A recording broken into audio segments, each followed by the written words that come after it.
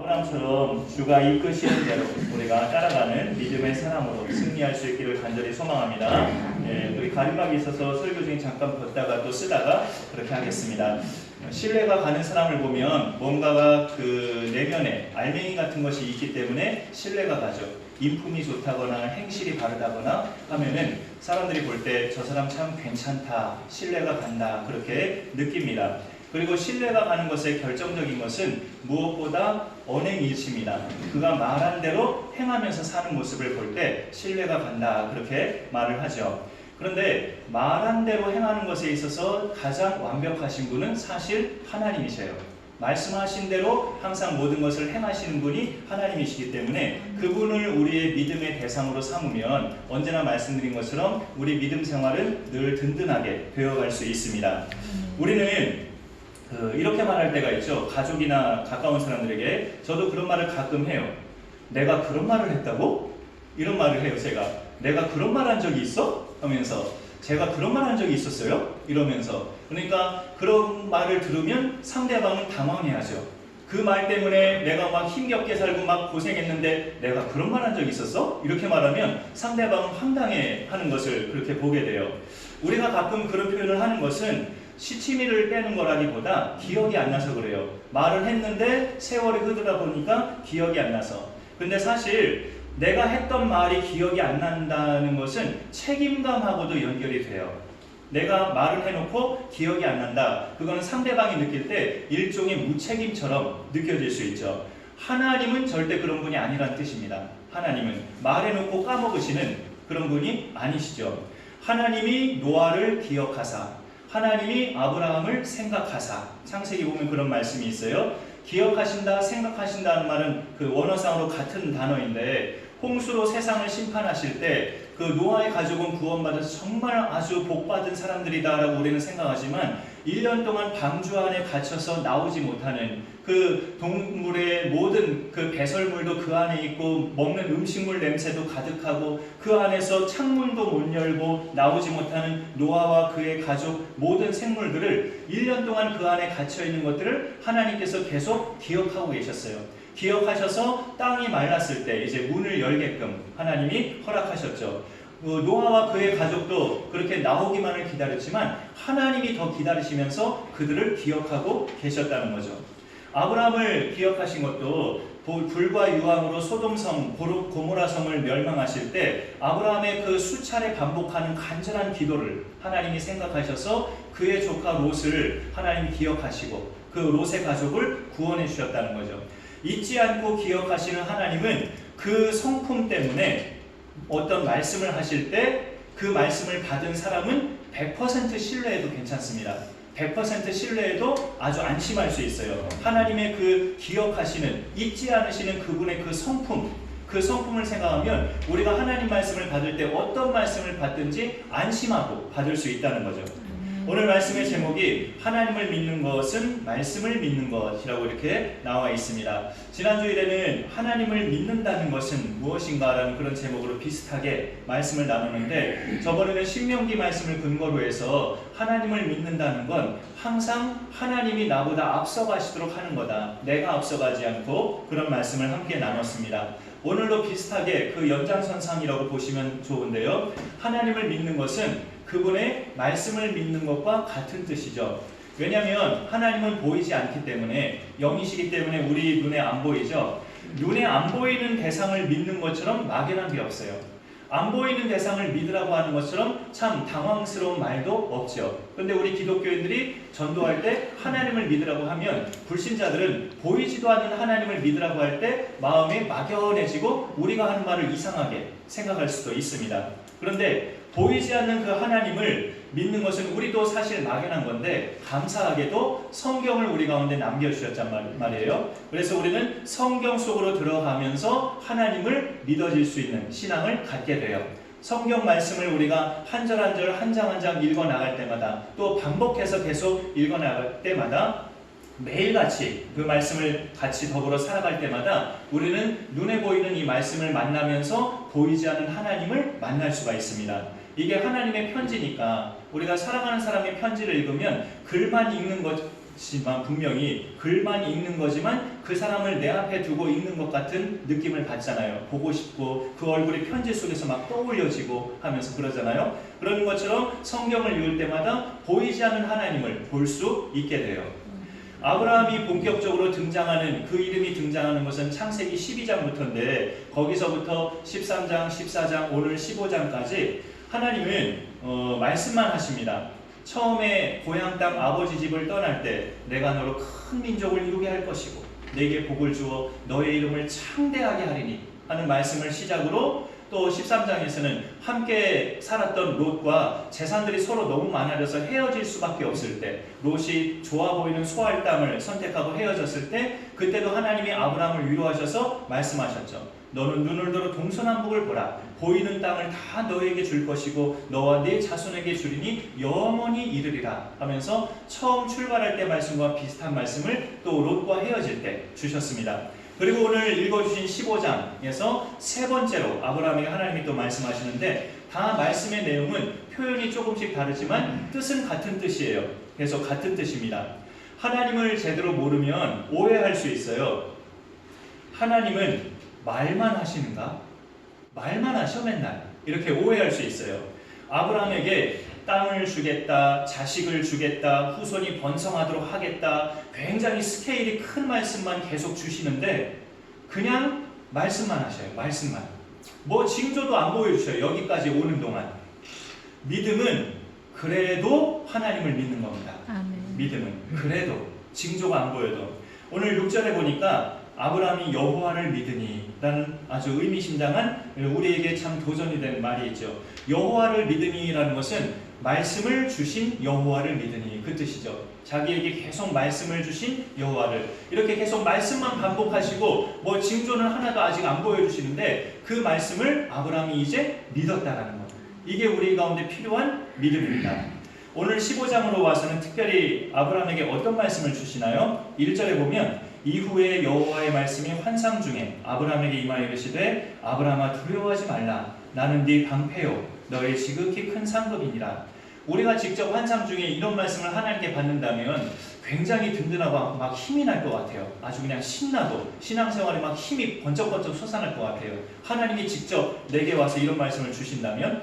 근데 이 말씀을 주기까지 배경은 이 바로 앞에 14장에서 옛날에는 그 부족 국가들이 있죠. 조그만한 국가들. 그 부족 국가 중에서 4개의 부족의 왕들이 연합해서 저쪽 편 5 부족 왕들을 침략하는 그런 공격 사건이 14장에서 발생해요.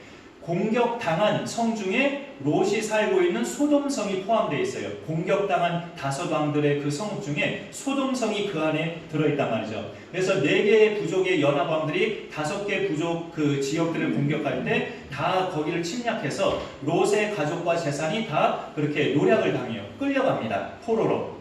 그 소식을 아브라함이 듣고 이 아브라함이 평소 집에서 길리고 훈련된 자 318명을 거느리고 롯이 있는 그 단까지 쫓아가서 롯과 그의 가족과 그의 재산, 관계된 사람 모두를 구해 옵니다. 성경은 사건의 내용과 결과만 기록되어 있을 뿐이지 이렇게 하기까지 아브라함의 마음 상태가 어땠을지는 기록이 안 돼 있어요. 그러나 얼마나 긴장되고 두려운 순간이었을까요? 비록 318명이 있었지만 그 4개 부족의 연합 왕들이 연합군을 이끌면 318명보다 훨씬 더 많은 군사의 숫자인데 그들을 상대로 싸워서 포로로 잡혀간 롯과 그의 가족을 다 구해오기까지 아브라함도 사람인데 얼마나 두렵고 긴장되는 순간이었겠느냐 말이에요. 그런데 하나님이 도와주셔서 그렇게 아브라함을 이기게 하시고 롯과 그의 재산을 무사히 돌아오게 하셨습니다. 그 직후에 하나님이 주신 말씀이에요. 아브라함아 두려워하지 말라. 나는 네 방패요 너의 지극히 큰 상급이니라. 이 같은 위기가 앞으로 또 발생하더라도 그때마다 내가 너의 방패가 될 것이니 두려워하지 말라는 거죠.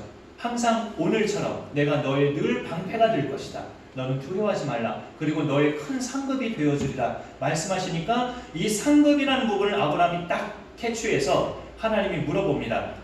나에게 뭘 주시려고 하는데 그러십니까? 라는 식으로 약간 따지는 듯한 느낌으로 오늘 2절에 주 여호와여 무엇을 내게 주시려 하나이까?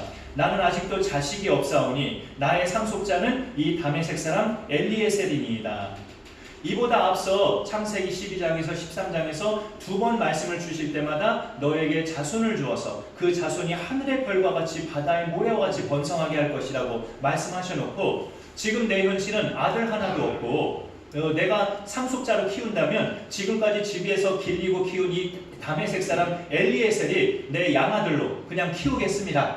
이런 식으로 약간 따지듯이 답답해하면서 말을 하는 거죠. 이것도 아브라함이 하나님보다 앞서가는 거예요. 하나님이 그가 고향 땅에서 출발할 때, 롯과 헤어질 때 네 자손을 분명히 하나님이 주겠다고 말씀하셨는데, 아직 아들 하나 없는 자기 현실을 비관하면서 뭔 자손은 무슨 자손이에요. 내가 집에서 키우고 길린 이 엘리에셀이나 내 양아들로 그냥 삼겠습니다. 라는 식으로 자기가 하나님보다 앞서가요. 하나님 말씀을 말하자면 무시한 거죠. 이럴 때 하나님은 진노하지 않으시고 그에게 다시 한번 명료하게 말씀하십니다. 오늘 4절에 보니까 여호와의 말씀이 그에게 임하여 이르시되 그 사람이 네 상속자가 아니라 네 몸에서 날 자가 네 상속자가 되리라 라고 이렇게 말씀하셔요. 하나님의 그 명료한 말씀이 이게 거짓된 말이 아니라는 것을 하나님이 증명하시는 것이, 밖으로 아브라함을 데리고 나왔죠. 데리고 나와서 하늘을 보라고. 그 시간이 아마 밤 시간이었나 봐요. 저 하늘의 물별을 보라. 저 별을 네가 셀 수 있느냐? 저 별들의 숫자같이 내가 네 자손의 수를 그렇게 만들 것이다 라고 말씀하시는 거예요. 하늘의 별을 네가 지금 쳐다보라고. 저 별들의 숫자처럼 네 후손을 그렇게 세울 것이라고 내가. 하나님이 말씀하시니까 오늘 놀랍게도 아브라함이 여호와를 믿으니 라고 되어 있어요. 이게 믿음입니다. 우리가 보기에는 계속 말씀만 주시고 뭐 징조는 안 보여주시는데, 아브라함은 말씀만 반복해서 3번, 그렇게 말씀만 주신 하나님을 3번째 가서 믿었어요. 1년에 손에 꼽을 정도로만 예배 참석하는 사람을 볼 때 그가 하는 말을 우리가 잘 믿을 수 있을까요? 이번 일만 풀리면 꼭 제가 나갈 겁니다. 뭐 예를 들어서 그런 말. 앞으로 한 2-3달만 지나면 다시 제가 교회 다닐 수 있습니다. 이런 말. 근데 그런 말을 한 번 한 것도 아니고 만약에 서너 번을 여태까지 했다면, 서너 번 그 시즌 때마다 계속 그런 말을 해왔다면 이미 그 말은 신뢰성이 없는 말이 되죠. 하나님께서 아브라함에게 그런 식으로 계속 말씀만 주시는데, 그것도 다 같은 뜻의 말씀이에요. 결국은 똑같은 뜻의 말씀인데 말씀만 주셔요. 징조는 하나도 없고. 그런데 오늘 15장에 와서 보니까 그런 하나님을 아브라함이 믿었대요. 여기서 하나님의 말과 사람의 말의 차이점을 우리가 볼 수 있어요. 사람은 말만 하면 신뢰성이 떨어지는데, 하나님은 말씀을 반복하실수록 믿음이 간다는 것. 이게 하나님과 사람의 차이점입니다. 말만 하면 어때요? 신뢰성이 떨어지죠. 뭔가 보여줘야 믿죠. 근데 희한하게도 하나님은 말씀만 반복하실수록 신뢰성이 가요. 믿어진다는 거죠. 왜 그럴까요? 하나님은 빈말이나 거짓말을 안 하시기 때문에 그래요. 하나님의 그런 성품을 우리가 알 때 빈말이나 거짓말을 결코 안 하신다는 그런 진실된 하나님의 그 성품을 우리가 알면 말씀만 나에게 반복하시고 징조를 안 보여주셔도 답답해하지 않습니다. 하나님은 신실하셔. 하나님은 거짓말 안 하셔. 하나님은 빈말 안 하셔. 그러니 언젠가는 이 약속을 반드시 나에게 이루어 주셔. 이렇게 하나님의 성품을 알면 답답해하지 않고 인내하면서 기다릴 수 있어요. 그런데 하나님의 그런 성품을 아는 방법이 뭘까요? 그것도 계속 말씀을 듣는 거예요. 계속 말씀을 들으면서 하나님의 성품도 알아가요. 거짓말을 안 하시는 분, 빈말 안 하시는 분, 진실된 모습만 우리에게 보이시는 분. 그것도 말씀을 만나야 하나님의 그런 성품도 알죠. 그 성품을 알면 계속 그렇게 말씀만 주셔도 언젠가는 이 말씀이 반드시 한순간에 성취될 것이다 라고 그렇게 믿음을 가질 수 있습니다. 아멘. 믿음은 로마서에 있지만 들음에서 난다고. 말씀을 계속 들어야 믿음이 생겨요. 하나님께서 아브라함에게 나타나실 때마다 주신 말씀을 우리가 잠깐 좀 살펴볼게요. 그때마다 아브라함이 어떤 반응을 했는지 조금 앞으로 넘겨서 12장을 보겠습니다. 창세기 12장 거기 보면은 이제 그냥 앞에 1절은 건너뛰고 제가 2절 볼게요. 내가 너로 큰 민족을 이루고 내게 복을 주어 내 이름을 창대하게 하니 너는 복이 될지라 하면서 3절은 후반에 읽겠습니다. 땅의 모든 족속이 너로 말미암아 복을 얻을 것이라 말씀하셨죠. 그럴 때 아브라함의 반응을 한번 보겠습니다. 4절에 이에 아브라함이 여호와의 말씀을 따라갔고, 이 하나님 말씀을 따라갔다는 건 어쨌든 믿었다는 뜻이죠. 믿었으니까 사실 따라갔어요. 근데 여기서는 하나님의 반응이 없어요. 딱히 하나님의 반응은 딱히 없습니다. 그리고 두 번째로 하나님 말씀하신 때가 다음 장 13장 14절을 보겠습니다. 13장 14절. 제가 읽어볼게요. 롯이 아브라함을 떠난 후에 여호와께서 아브라함에게 이르시되 너는 눈을 들어 너 있는 곳에서 북쪽과 남쪽 그리고 동쪽과 서쪽을 보라. 보이는 땅을 내가 너와 네 자손에게 주리니 영원히 이르리라. 이런 말씀을 쭉 이렇게 17절까지 하니까 아브라함의 반응이 어땠습니까? 18절에 아브라함이 장막을 옮겨 헤브론에 있는 마므레 상수리 숲에 이르러 거주하며 거기서 여호와를 위하여 제단을 쌓았더라. 두 번째로 자기에게 말씀을 주셨을 때 아브라함의 반응은 하나님께 제단을 쌓았어요. 이것도 믿음의 반응 아닙니까? 불신앙적인 반응이 아니잖아요. 제단을 쌓았는데 그 믿음의 반응이에요. 근데 여기서도 하나님의 뭔가 인정하시는 멘트는 없어요. 12장에서도 없고 여기서도 없고. 그런데 세 번째 말씀하시는 오늘 15장을 다시 오늘 본문으로 보면 이렇게 세 번째로 하나님이 말씀하신 게 4절이죠. 여호와의 말씀이 그에게 이르되 그 사람이 네 상속자가 아니라 네 몸에서 날 자가 네 상속자가 되리라. 5절에도 너는 하늘을 우러러 무뼈를 셀 수 있나 보라. 또 그에게 이르시되 네 자손이 이와 같으리라 라고 되어 있죠. 여기서도 아브라함의 반응은 앞서 하나님을 따라갔고 제단을 쌓았고 했는데 여기 6절에서는 믿음이라는 말이 구체적으로 나와요. 여기서는 이제 아브라함이 여호와를 믿으니, 그 다음에 무엇보다 여기서는 하나님의 그 멘트가 있어요. 하나님의 그 반응이 여호와께서 이를 그의 의로 여기시고 라고 이렇게 세 번째 말씀을 주셔서 아브라함이 믿었을 때 여기서야 하나님의 반응이 나와요.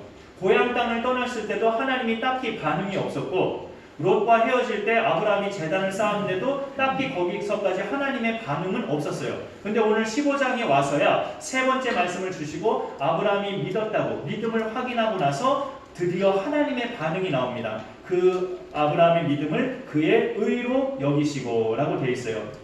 이런 내용을 보면은 여기서 비로소 하나님이 아브라함을 말하자면 인정하신 거예요. 네가 내 말을 이제 알아듣고 받아들이는구나. 네가 이제 정말 내 말을 믿는구나. 이제 너는 됐다. 너는 이제 의인이야. 너는 이제 의로운 사람이야 하면서 아브라함의 믿음을 하나님이 인정하신 거예요. 세 번째 말씀을 주셨을 때 앞서 이런 말씀을 드렸죠. 하나님은 말씀만 반복해도 말씀을 반복할수록 우리가 믿어지는 그런 놀라운 효과가 있다고. 그러니까 말씀은 반복해서 들어야 돼요. 아브라함이 세 번째 같은 뜻의 말씀을 들었을 때 비로소 그가 여호와를 믿으니 라고 나와 있죠. 말씀은 자꾸 들을수록 믿음이 확실하게 자리매김 된다는 거죠. 그럴 때 하나님도 인정하시고 너는 이제 의인이다. 나의 의인이다 라고 인정하시는 사인이 오늘 말씀에서야 이렇게 나오고 있습니다. 그럼 말씀을 좀 다르게 표현해서 하나님은 이렇게 아브라함에게 이런 놀라운 약속을 주신 것처럼 오늘 우리에게도 그런 믿음의 말씀을 통해 약속을 주시는데 실제로 보면 우리도 그래요. 그 약속을 하나님이 이루시기까지 말씀만 반복하시는 것 같아요. 안 그렇게 느끼십니까? 저도 많이 그렇게 느껴져요. 내내 말씀만 주시고 뭐 보여주지도 않으시네 라고 하면서. 근데 그 약속을 받을 사람에게 그 기간 동안 말씀만 하시는 그 기간 동안 믿음을 계속 심어주시는 겁니다. 믿음을 계속 심어주셔서 그 말씀이 성취될 때 누리기에 합당한 믿음의 그릇으로 만들어주시는 거예요. 계속 우리를 믿을 수 있게끔 이 말씀만 계속 주시는 것이 그 말씀을 전적으로 믿을 때까지 우리의 모습을 기다리면서 우리가 그 말씀을 전적으로 믿음이 하나님 보시기에 확인이 되면 이제 받아라. 너 이제 받을 때 됐다. 이제 받아도 된다 하면서 주시는 거죠. 그런 것을 우리가 볼 때 아브라함도 그가 온전히 하나님을 믿었을 때 이삭을 주셨다는 것을 우리가 생각할 수 있습니다. 여기 아브라함이 이렇게 믿음을 하나님이 확인하고 나서야 그의 의로 여기셨다라고, 하나님이 아브라함을 의로운 사람으로 여기셨다고 이렇게 오늘 6절에 나와 있는데, 의로움이라는 것은 아브라함과 우리의 공통적인 복이라고 성경이 말씀합니다. 우리 같은 사람이 감히 아브라함과 의로움이 똑같다고? 라고 느껴질 수도 있지만 여기 참고 말씀을 한번 같이 우리가 보면 좋겠습니다. 로마서 4장의 9절인데요. 우리 같이 한번 읽어주시죠. 시작. 그에게 의로 여겨졌다 기록된 것은 아브라함만 위한 것이 아니요 의로 여기심을 받을 우리도 위함이니 곧 예수 우리 주를 죽은 자 가운데서 살리신 이를 믿는 자니라. 저 두 절 말씀을 보니까 아브라함 같은 훌륭한 믿음의 사람과 오늘날 우리가 하나님 보시기에 똑같이 의로움을 받은 자래요. 참 굉장히 획기적이죠. 내가 아브라함과 같은 믿음의 사람으로 하나님께서 인정하신다는 거니까 우리는 무엇 때문에 아브라함처럼 똑같이 의로움을 인정받았을까요? 예수 그리스도가 나의 죄 때문에 죽으셨다가 죽은 자 가운데서 살아나셨음을 믿는 그 믿음 때문에, 그 믿음을 우리가 갖고 있으므로 아브라함처럼 똑같은, 그렇게 동일한 격이 같은 의로움을 우리가 받았습니다. 그래서 의로움은 그 성격이 내가 하나님 앞에 설 수 있는 자격이에요. 자격 조건. 의롭다 인정하심을 받아야 하나님 앞에 설 수 있고 예배를 드릴 수 있어요. 하나님 나라에 들어갈 수 있습니다. 말하자면 구원의 자격 조건이죠. 하나님이 우리를 너는 이제 나의 의인이다, 의롭다 칭함을 받아야 우리가 구원받고 천국도 갈 수 있는데, 그 의롭다 칭함받는 조건은 믿음이에요. 하나님이 주신 말씀을 믿는 자가. 아브라함은 구약시대 때 하나님이 주신 먼 훗날에 메시아를 약속한 그 말씀을 믿었고, 우리는 오늘 말씀으로 우리 가운데 임하신 예수 그리스도를 받아들였으니까 똑같이 하나님 말씀을 받은 자들이에요. 아브라함이나 우리나 하나님의 약속의 말씀을 받아서 똑같이 의롭다함을 받았어요. 그러니까 그의 믿음이나 우리의 믿음이나 같은 믿음이라는 거죠. 아브라함의 믿음이나 우리의 믿음이나 대단한 그런 축복입니다.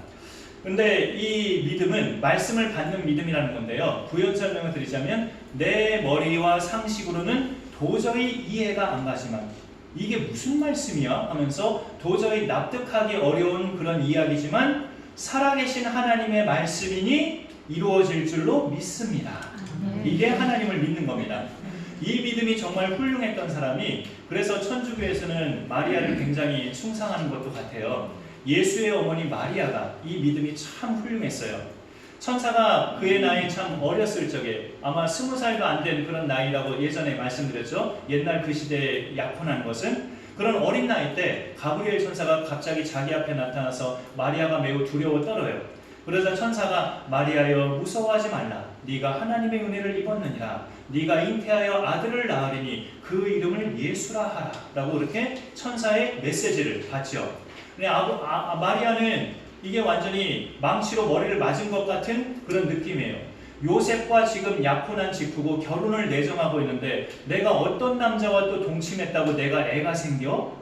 라고 생각한 거죠. 처음에. 그게 상식적인 생각이죠. 상식적인 사람이라면 내가 딴 남자와 동침한 적도 없는데 무슨 애가 생긴다고 그래? 예수가 뭔데? 라고 이렇게 말을 그렇게 느꼈을 거예요. 그러니까 천사가 그 말을 전해주죠. 마리아가 나는 남자를 알지 못하니 어찌 이 일이 있으리까? 그렇게 당황해하면서 말을 하니까 천사가 성령이 내게 임하시고 지극히 높은 이의 능력이 너를 덮으리니 이러므로 나실 바 거룩한 이는 하나님의 아들이라 일컬어지리라. 네가 요셉과 정혼했지만 요셉의 아들이 아니라 성령으로 잉태되어서 외간 남자와 동침해서 잉태된 아들이 아니라 성령으로 잉태되어서 하나님의 아들이라 일컬어지는 예수 그리스도가 될 것이라고 그렇게 말을 하니까 마리아의 반응이 거기서 믿음으로 반응해요. 주의 여종이오니 말씀대로 내게 이루어지이다. 인간의 상식으로는 이해가 안 가는 말이잖아요. 어떻게 남자 없이 처녀가 무슨 성령의 힘으로 애를 가진다고, 이해가 안 가잖아요. 안 믿어지는 이야기잖아요. 그런데 하나님의 말씀이니 내가 믿겠습니다 하는 게 믿음이에요. 하나님이 아브라함에게 주신 그 약속의 내용도 우리한테 주신 약속처럼 결국은 예수 그리스도를 아브라함에게부터 약속하신 겁니다. 우리가 말씀을 또 두 말씀 더 참고 말씀인데 차례로 읽어볼게요. 여기 한번 이거 먼저 읽어보죠. 시작. 내 시로 말미암아 천하 만민이 복을 받으리니 이는 내가 나의 말을 준행하였음이니라. 이 말씀을 저기 밑에 창세기 22장으로 나와 있죠. 아브라함이 이삭을 바치라는 하나님의 시험에 통과한 직후에 하나님이 주신 말씀이에요. 이삭을 번제물로 드리라 했을 때 그 시험에 통과하고 나서 저 말씀을 주셨기 때문에 그 흐름으로 우리가 읽어보면 저 앞에 있는 넷이 이삭 이렇게 우리가 쉽게 그렇게 이해가 되죠. 그렇게 생각이 되죠. 이삭을 가리키는 것으로. 그런데 저 말씀에서 넷이는 아브라함의 친아들 이삭이라기보다 다른 대상을 가리킵니다. 사실 우리 두 번째 말씀을 읽어보죠. 갈라디아서에서 밝히고 있는데 한 번만 더 읽어주세요. 시작. 이 약속들은 아브라함과 그 자손에게 말씀하신 것인데 여럿을 가르쳐 그 자손들이라 하지 아니하시고 오직 한 사람을 가리켜 네 자손이라 하셨으니 곧 그리스도라. 오직 한 사람을 가리켜 아브라함한테 네 자손이 세상 만민에게 복을 줄 것이라는 식으로 말씀을 계속 주셨죠. 그 아브라함에게 그토록 말씀하신, 그토록 약속하신 아들은, 눈에 보이는 아들은 이삭이지만 하나님이 궁극적으로 아브라함에게 내가 너에게 아들을 줄 거야, 자손을 줄 거야, 후손을 번성하게 할 거야 하신 말씀에 그토록 그 씨앗의 정점은 바로 예수 그리스도세요. 바로 내가 때가 되어 내 아들 독생자를 너에게 너의 혈통으로 보내줄 것이라는 그 약속을 내가 너에게 아들을 줄 것이라는 표현으로 그토록 하신 겁니다. 그러니 하나님이 아브라함에게 약속하신 아들은 이삭이라기보다 하나님의 아들 예수 그리스도예요. 그러니까 아브라함에게 주신 약속의 말씀도 그 까마득한 구약시대 사람에게도 예수님을 보내주겠다는 약속을 하신 거예요. 우리에게는 그 예수님을 믿으라는 말씀을 주신 거고요. 그래서 아브라함에게 약속하신 그 말씀 중에 하나가 천하 만민이 너와 네 자손을 통해 복을 받으리라 이 말씀이 있었어요. 그 말은 오늘날 아브라함의 후손으로 예수 믿는 우리들을 통해서 온 세상 사람들이 그 혜택을 누리면서 살 것이라는 거죠.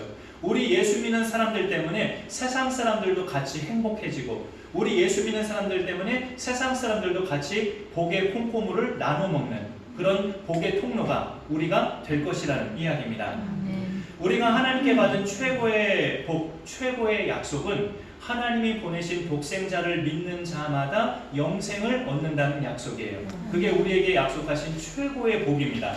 그리고 거기에 따라오는 복은 사도행전에 있는 말씀인데 주 예수를 믿으라 그리하면 너와 네 집이 구원을 받으리라. 이게 또 같이 따라오는 복입니다. 내가 예수님 믿으면 내 가족도 하나님이 살피셔서 내가 예수 믿는 믿음 보고 내 가족도 긍휼히 여기셔서 하나님이 반드시 구원의 길로 인도하신다는 약속이죠. 이렇게 우리가 예수 믿으면 영생을 주신다는 약속, 내가 예수 믿으면 내 가족도 구원해 주신다는 약속, 이 두 가지 약속이 최고의 복입니다. 최고의 복. 우리가 그 복을 받아 누리고 있는데 여러분 각자 개개인은 지금 이미 영생을 누리고 그걸 살아가고 계시지만 아직 가족들의 구원은 남겨진 가정들도 많이 있죠. 그건 이제 이루어져 가고 있는 거예요. 아브라함에게 처음에 말씀만 계속 주신 것처럼 우리한테도 일단 말씀만 계속 주시면서 이루어질 때까지 우리를 그 말씀 붙잡고 살아가게 하시는 겁니다. 아브라함이 말씀 붙잡고 살아가고 100세에 이르러서 이삭을 드디어 본 것처럼 우리에게도 때가 이르면 계속 우리가 말씀 붙잡고 살아가면 끝내 하나님이 보여주신다는 거죠. 가족 전체의 구원, 또 우리의 간절한 소망 이런 것들 하나님께서 때가 되면 계속 우리가 의심하지 않고 말씀을 붙잡고 살아가면 때가 되면 이루어 주신다는 거예요. 하나님의 약속은 언제나 불변하시죠. 그런데 우리의 믿음은 변화무쌍하죠. 그래서 우리가 말씀을 붙잡고 살아야 돼요. 불변하는 하나님의 말씀을.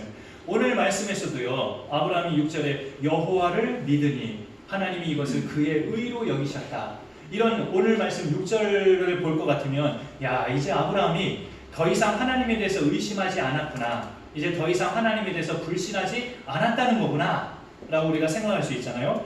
근데 참 어이없게도 그 다음 장에 가면 아브라함이 사라의 말을 듣고 그의 여종 하갈과 동침해서 이스마엘을 낳잖아요. 15장에서는 아브라함이 여호와를 믿으니 라고 돼 있어서 야 드디어 아브라함이 이제 하나님에 대한 의심을 다 버렸구나 생각했는데 그 다음 장에 가서 아내의 말을 듣고 첩과 동침해서 이스마엘을 낳는 이런 행동을 하잖아요.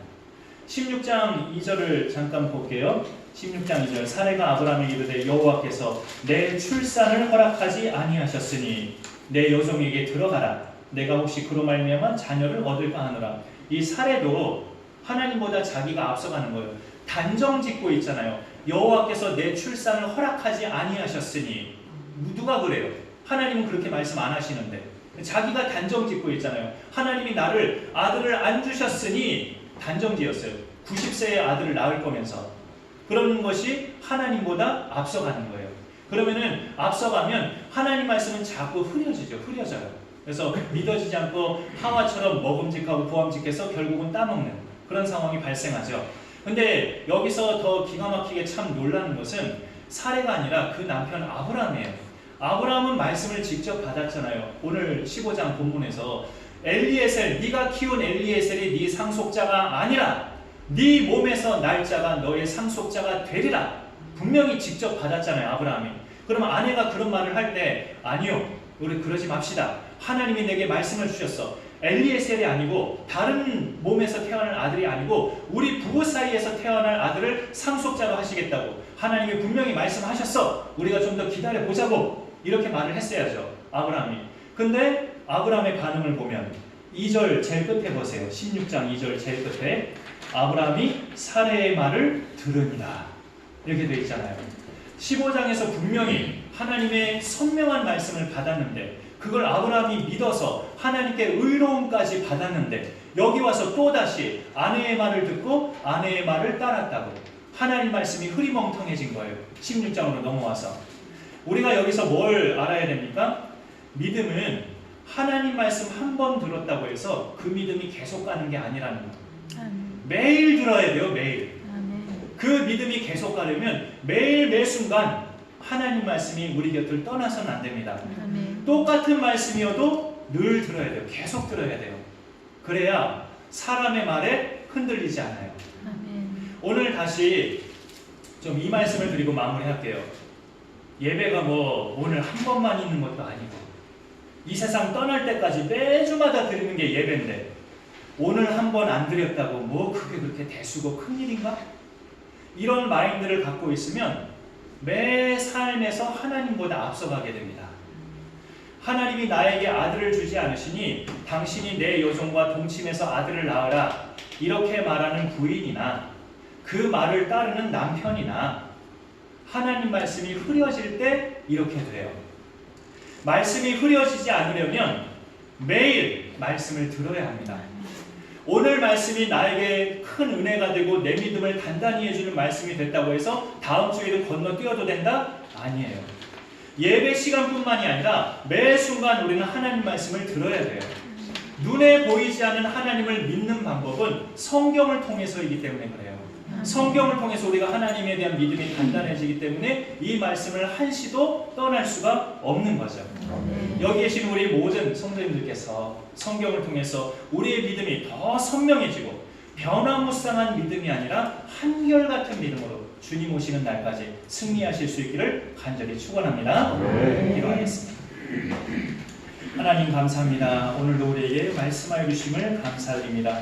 하나님을 믿는 것은 우리 앞에 남기신 말씀을 믿는 것임을 우리가 다시 한번 깨닫게 됩니다. 우리는 어찌 보면 육안만 있고 물론 영적인 눈이 떠질 때 하나님이 보이지만 육안으로 보이지 않는 하나님을 믿는 방법은 하나님